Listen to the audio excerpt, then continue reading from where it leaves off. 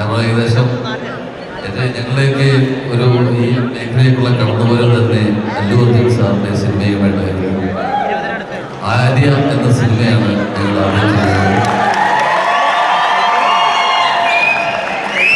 അതിനുശേഷം അല്ലു അർജുൻ സാറിന്റെ ആദ്യ സിനിമയായ ഗംഗോത്രി, ആര്യയ്ക്ക് ശേഷമാണ് ഞങ്ങൾ ചെയ്തത്.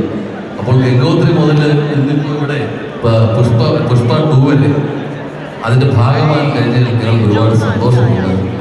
കാരണം നമ്മൾ ഓരോ ഏകദേശം 200 സിനിമകൾക്ക് മേളിലായി ഞാൻ ഇവിടെ ചെയ്തിട്ടുണ്ട്.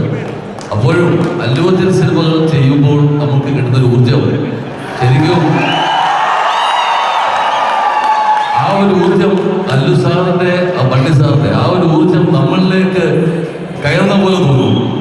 നമ്മൾ ഓരോ വർക്ക് എഴുതുമ്പോൾ നമ്മൾ കൂടുതൽ ചെറുപ്പമായി വരുന്ന പോലെ, എനർജറ്റിക് ആയിട്ട് വരുന്ന പോലെ തോന്നാറുണ്ട്. അതുപോലെ ഈ പുഷ്പയെ കുറിച്ച് പറയാനാണെന്നുണ്ടെങ്കിൽ അതിന്റെ കണ്ടൻസിനെ കുറിച്ച് അധികം പറയുന്നില്ല. ഇപ്പോഴും വർക്ക് നടന്നുകൊണ്ടിരുന്ന സ്ഥലത്തു നിന്നാണ് ഈവെന്റിലേക്ക് നമ്മൾ വന്നത്. ഇപ്പോഴും വർക്ക് നടക്കുന്നതേ ഉള്ളൂ. 5-ാം തീയതി വലിയ കാത്തിരിപ്പാണ്. അപ്പോഴും എടുത്തു പറയേണ്ടത് നമ്മുടെ രശ്മിക മാം, ഞങ്ങള് ഒരു തവണ മൈത്രിമോസ് ഓഫീസിൽ വെച്ച് ഹെഡ് ഓഫീസേഴ്സ് കണ്ടിട്ടുണ്ട്.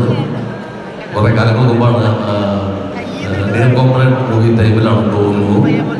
അത് ഞാനാണ് ചെയ്തത്.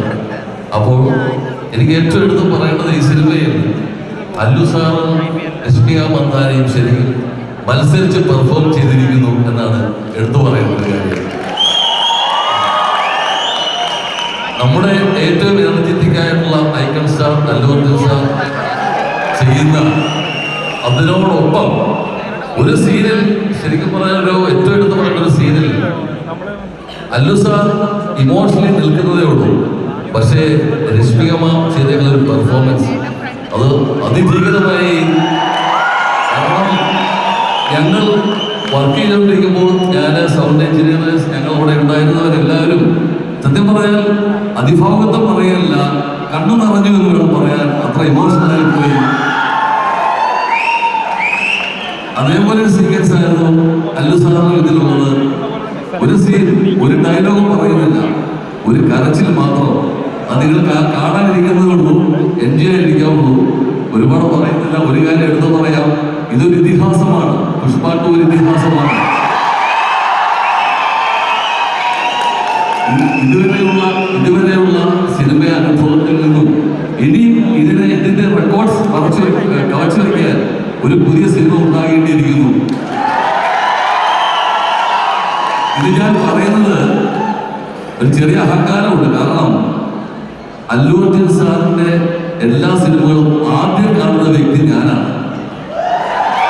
അതിന്റെ ചെറിയ അഹങ്കാരമുണ്ട്. അനുഭവത്തിൽ നിന്നുകൊണ്ട് കൂടി പറയുകയാണ്, ഇനി ഇതിന്റെ ചരിത്രം ഭേദിക്കാൻ മറ്റൊരു സിനിമ ഉണ്ടാവണം. ആ സിനിമയിൽ അല്ലു അർജുൻ സാറിന്റെ